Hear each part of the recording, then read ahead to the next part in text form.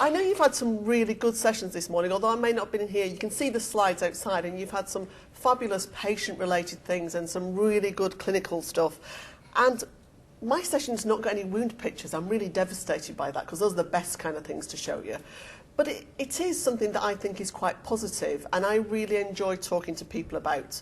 For those of you who don't know my background, I'm a nurse, always have been a nurse, but I've spent a long time in education. And one of the things that it didn't quite replace patient contact for me, but helped, was seeing my students. And my students are people like you, go on and develop and become motivated. And there's nothing I love more than seeing other people getting the wound care bug and growing that and developing that. And that's really what fires my passion for talking about this kind of thing to you today. So I wanted to start by saying, do you think exemplary practice still exists? Well, maybe if I'd have asked you first thing this morning, the answer might have been, we're really not very sure, we're all very downtrodden, and life's hard and work's hard, and we're under more pressure every day. But I think from the presentations you've had, you might be feeling a bit more upbeat now. But if all you listened to was the media, if you were a person out there in the general public, it just all seems like bad news, doesn't it? All we hear is about the bad things and how bad the NHS is and what we don't do well. Nobody ever focuses on the things that we do well. And I think some of the difficulties are, certainly for people like myself or Anne or some of the rest of you in the audience who've been around a little while, the NHS that we joined is not the NHS that we have now. When I started my nursing, you either went to a hospital or you became a district nurse. Or you could specialise in peds or something like that. But, you know, it was either in a hospital or you were a district nurse. That was it. Now, even talking about district nurses seems not quite politically correct. You have to talk about community nurses because there's lots of different variants of them. And very confusingly for me, some of community seems to happen in a hospital, which is just a community hospital, but it's not a hospital, it's community. So that's very odd. And everything seems to be changing. And the focus is about making things better. It's all about quality drivers and improving patient care. But if you look at what's happened because of these changes, then would you say that it was for the better or that it wasn't for the better? The new NHS that we work in is not this centralised everything's the same. And I have to say, when I joined the NHS, I genuinely believed that it was all one.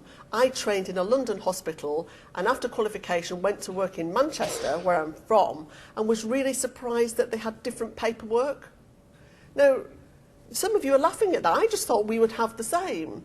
Would it make sense if we all use the same paperwork? Isn't that what the central spine's about? You know, that magical electronic patient record that we would all know wherever our patients were, what was happening to them? To me, that's how it should be. But we're now becoming more diverse, and I'm not here to be political or talk about dismantling the NHS. I'm just trying to be aware of the fact that the environment that we operate in is no longer as uniform as it used to be. We have the community interest groups. We've got people like Virgin in Surrey operating the community care there.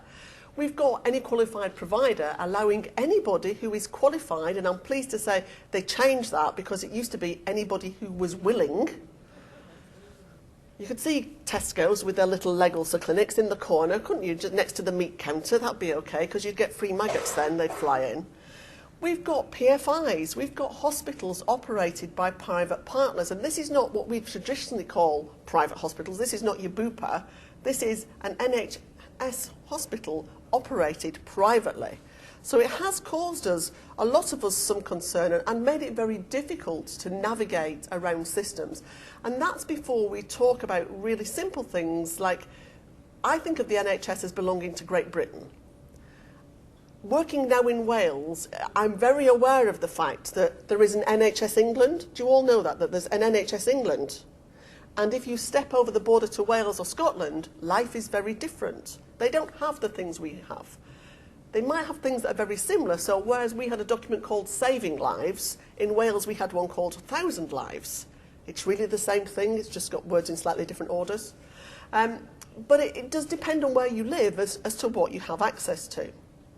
So a lot has changed, and it does seem to have made a difference to patients. Thinking about what it all means, I think it just puts more challenges to us. And I use challenges rather than problems because I like a challenge. It's the best way to get me going on something is to give me a challenge. And We have to be doing things better, and I have no problem with that. In my daily life, I want to do my best for my patients, and I think you heard that in Anne's presentation. If I was a patient with a burn, would I like Anne to look after me? Not sure about that. I think she might bring wine and chocolate, so that would make it okay. But if you listen to everything, I wouldn't say have you all read the Francis Report, because you'd have to be really, really bored to read the Francis Report. But you've heard the snippets of it, haven't you? You've heard it all in the press. Did any of you have the misfortune to have a Keogh visit? That swooping in of all those people to come and take your area to pieces. And lots of hospitals are on special measures, black measures. And you hear all these phrases bandied about and you think, for goodness sake, what does this mean? How bad is this place that, you know, if I'm ill, I have to go to because it might be my local hospital? So it is depressing, but it does tell us we have to be better. We face ongoing challenges. We've got a growing population, increasing elderly, an obesity epidemic. I'm breathing in. I haven't got my Spanx on today, so I'll breathe in a lot. We've got increasing levels of chronic disease and multiple comorbidities. Patients used to get old, get lots of things wrong with them, and they died, didn't they?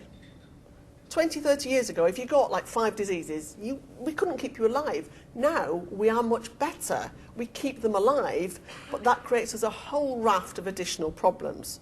So, for those of you in daily clinical practice, the world is not a simple place. It's a very complex place. It's complex clinically, but it's also very complex politically.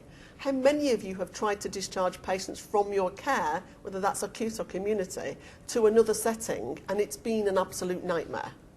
Maybe because of the product you want to discharge them with, maybe because of where you want them to go, they're out of area, they're going somewhere different. It's really, really difficult.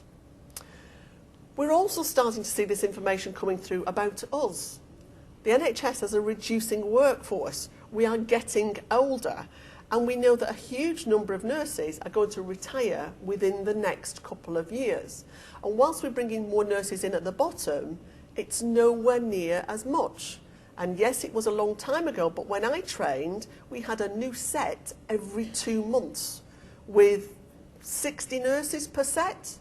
Now we have 1, maybe 2 intakes a year. In a university, not per hospital. So the numbers coming in are far fewer. You must feel that in practice. You know there are far fewer qualified staff. So that's been the miserable bit. What I want to talk about next is actually we're in a very exciting time. I think particularly in wound care, I feel we're at a point in time where so much is changing. There are so many real opportunities that on a daily basis, I can only think things are getting better. I see real chance for us to improve. And a lot of what makes life better on a daily basis is the way not just we look after patients, and there's been a lot of focus today about looking after patients and their families, is the way that I see professionals looking after each other. And a lot of people will tell you nurses are rubbish as parents. My children would say that, because they have to be really, really ill to have a day off school. Does that apply to all of you? Because you're busy. And I'm sure you've all been on the receiving end of that phone call. Mrs. Fletcher, just to let you know, Charlotte's not very well today. She did say she told you this morning, but you said she had to come to school. Oh, yeah. But in terms of other things, aspects of clinical development, I think we are actually very good. So the focus of this was meant to be about sharing best practice, and I wanted to just give you some examples. These are real examples. I've made no attempt to hide who they are because these people are quite prepared to share things. So this is an example of an email I got, I think, on Monday. So I belong to several networks. I used to work in Midlands and East, so I get all theirs. I've previously worked with the London girls, so I get all theirs, and I'm now tapping into the Welsh network. So on a daily basis, there are emails coming in that are things like this. Are these the kind of queries you have in your daily practice? You've just moved somewhere new, you've come across something you've never had before, and what you should do as an academic, I should tell you, and I'm sure Anne mentioned this, is go away, not use your slave students, go away and search the literature and find an answer. But do you actually have time for that? And when you search the literature, does it actually give you a very practical answer? Or does it tend to say, the literature reviewed is inconclusive, we suggest they do more research? Or say something specific for a group of patients this big that are nothing like your patients? So what most people do is this. They throw an email out And just to show you, screenshot from my email, the bottom one is at 11:42 and the top one's at 11:59. Within that 20-minute period, 4 people had replied with very detailed responses about what we do is this, we've tried this, we didn't have much success with it, but we think it's because of that. Somebody else replied and said, no, we've used that, but if you do this, you get a much better result. Now, clinically, is that much more useful for you? Real people talking about real patients, what did and what didn't work, and a conversation bouncing round. To me, that's about best practice. It's about finding what works best for patients. And I'm really pleased to say that I know that these networks are alive and well. And if you don't belong to them, then you should start to belong to them. Do any of you use social media? Anybody tweet? Somebody else, please put the hand up and say they tweet. Can't just be me. Thank you. Is that because you don't know what it is or how to do it? Or just because, do you know what, you've got better things to do with your time? Yeah, thank you. I tweet, not every day, but like if I'm here today at this kind of an event, I will tweet. Or if I find something that's useful, I tweet it. Because most of the people who follow me or who I follow are fellow nurses. So if I find a really useful website, like the Love Great Skin website, I'll tweet, found a great website on skincare, it's free, this is the address. Because that way, lots of other people can find that website, and it doesn't just rely on the fact me bumping into them and saying, oh, did you see that? Because I'll probably have forgotten. My memory span is now so short, by the time I walk out the room, I would have forgotten to tell somebody that I'd found something that I liked. I have a Facebook page, I have a private Facebook page, but I also have a Facebook page because I do some teaching in Malaysia. And it's a great way of spreading information across a big group of people, as long as you keep those two things separate. I'm sure you're all aware again of how dangerous Facebook can be if you're applying for a job or if your employer reviews your Facebook. But it's a good way of sharing things and sharing information, as is LinkedIn. LinkedIn's kind of like Facebook for professionals. So if you're not a member of LinkedIn, if I ever need to find a colleague and I haven't got the email address, the first place I look is LinkedIn, because it tends to be a much more professional website than somewhere like Facebook. And there's lots of discussion groups and all kinds of things. I forgot to mention with Twitter, do you know that they have tweet chats? Do you even know what a tweet chat is? One of the best ones I'd recommend is something called We Nurses, and I think they tweet on Wednesday evenings, and it's a fixed period of time, and they've always got a topic. It's just like going to a discussion group. So you can look what it's about, and if you're interested, you can join in. So it might be about elderly provision, or it might be preventing burns, or it could be something totally related to wound care, but it's really interesting debate and discussion, worth making the time for. We're starting to see things like virtual communities, and although this looks a bit like Facebook, this is our new virtual community for the Welsh Wound Innovation Centre. And you'll see from the things down the side, it's much more professionally focused. It tells you who we are. We've got a place to put our best practice documents. We review literature. There are discussion things, best practice guidelines, treatment algorithms. But there's also potential for people within Wales. So we're going to have sub-communities like for the Welsh tissue viability nurses and the Welsh Wounds Network, that they can have semi-private communities in there. And again, if you've ever been working on, I don't know, a formulary or a Legalsa guideline, you finish up sending it all round everybody. This sits in one place and allows everybody to see the same thing and communicate about it. And you can have things called information clouds. So because I'm particularly interested in pressure ulcers, I'll start a pressure ulcer information cloud. And anything that I find about pressure ulcers, I'll just put in one place. So if you come along and pressure ulcers weren't really your interest, but you need to find something, you can look at my information cloud and find all that documentation in one place. There is lots of other examples of best practice, and I'm sure you're all familiar with the guidelines and algorithms, Cochrane reviews, things from places like NICE. And I am a NICE fellow, and I've been at 2 meetings this last week with NICE, and I found things on the NICE website that I didn't realise exist. NICE changes a lot. Do you all realise NICE has changed its name?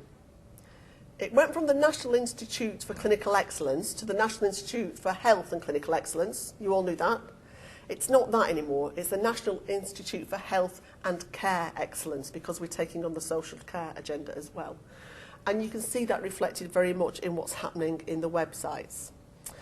They have a specific site that deals with evidence and getting evidence into practice. So if you're interested in sharing best practice, you can go on here and look at lots of case studies and vignettes of what people did about similar things to you. Have any of you ever used this? There's lots of information in there. Try it. It's got costing models and all kinds of bizarre things in there. I can also say to you very confidently, because I'm involved in quite a few of these, there is a great deal of best practice. There is some absolutely amazing practice going on out there by people just like you. And I'm not decrying anybody, from the lowest paid healthcare assistant to the consultant nurses. People are out there doing what they call their job and doing fabulous things for patients. We see this because some of them actually get up the courage, or their friends chivvy them into putting into for awards. And when you see what people are doing on a daily basis, it's absolutely humbling that they fit this in around doing their job. So for most of them, they're doing a full-time work, they spot a problem and they try and sort it out. And if they're lucky to get put forward for an award, and they might get some recognition, it may be financial or physical recognition in terms of resource, but it's good to see that people are out there doing those things. We see from publications that there's lots of good practice out there. I know people have already talked about RCTs, and I've mentioned they don't always give you the answer. Case studies can be very good. I'm currently looking at the abstracts for Harrogate. People worry about putting case studies in, and we don't want lots of case studies if there's nothing special, but if it's something unusual, and the best example I can give you is, I've reviewed one last week, is somebody's put a single patient case study in of a lady who is 34 weeks pregnant, had an appendectomy, and her wound dehisced, and they've used negative pressure. Would you be that brave? But if you were faced with that patient with that wound, 34 weeks pregnant, wouldn't you like to look and find somebody else had done it? That would be really useful, wouldn't it? So case studies can be really good. And the thing I would say to you is, if you have a patient with something strange, unusual, it doesn't have to be difficult, but just you think, gosh, that was challenging, don't be afraid to publish. Most journals will help you. If you rang us at the journal and said, I've never published before, I've seen this patient, I don't know where to start, they would put you in touch with one of the clinical team and we would help you. Because we know that it's really beneficial to share your practice with other people. Do use journals and websites. They have an awful lot of good examples, and that's the website that I mentioned earlier. It happened to be the same one that popped into my head. I probably remembered I'd put it in the presentation. There is lots of good information on there. I know when you go to the web sometimes it's overwhelming. If you do a Google search for something very simple, I would say never search for vacuum therapy. You get some really strange websites. But if you're careful in what you search for, you can find some really good information. And one of the things about the Nice Evidence website is, if you search in Nice Evidence, they have done some filtering for you, so they limit what they allow through. Equally, the commercial companies, we're very quick to see the companies as providers of dressings and desperate to get us to use their product. But a lot of them have worked very closely with clinicians and universities to develop really good educational support on their website. So use those as support for you and best practice. But the best way, I think, of seeing best practice and exemplary practice is clinical sharing. And we don't do this enough. We are often too busy to do a double visit, to double validate, to take time to work with somebody else. But it's actually something that's worth asking for. So you know that if you ask to attend a conference, you're lucky you're here. But lots of other people have asked and been told you can't have 2 days off and we can't afford it. But it's a really good learning experience. But it's an equally good learning experience to say, okay then, well what I'd really like is to spend half a day with somebody more senior than me, somebody more specialised than me, or if you're a district nurse, to go into a hospital to see what that's like, or a hospital nurse to go work with a community nurse. But we don't think about those as developmental opportunities. We think of it as just something else that we haven't got time for. You can learn so much by looking at what others do. You might learn what you see is not what you like, but at least you know that, and you can work with that. Working with patients. the Leg Club, I think, has to be a shining example of working with patients and how that has helped care to develop. And for me, one of the great things about the Leg Club is it is so patient-focused. You couldn't say it's got a commercial bone in its body. It's not about making money. It's about making patients' lives better. And they have learned over the years how that works and what's good. So really important is you have to plan to learn. You have to make a priority your own personal learning. And I know when I worked on the wards, the worst thing that could ever happen was a student come to spend the day with me as a tissue viability nurse, and I'd say, what do you want to do? And they'd say, I don't know. Well, why have you come then if you don't know why you're coming? And it's no different for you. You need to think about what you want to learn. And be brave and join Tissue Viability Society or TVNA or Leg Club board or whatever it might be. People who are on there are no different to you, except they were brave and they were prepared to give that little bit more. And you learn such a lot and you have such amazing opportunities from that. So for me, the benefits of sharing are that if you found something good and you share it with somebody else, you feel you're doing the best, not just for your patients, but also for everybody else's patients. And people get quite precious. I was really pleased to see one of the last things Anne showed you was a leaflet, and she said, help yourself, it's free, download it, change it, put your own bits on. Because do you know what? It doesn't matter who wrote it, it's for the benefit of patients. And what I would say is that people tend to remember those who helped them, freely and willingly, and that help often comes back to you, so don't forget it.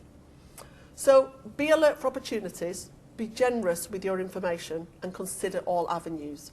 And never think that somebody won't help you. It doesn't matter who they are. If you ask them, they probably will. Thank you.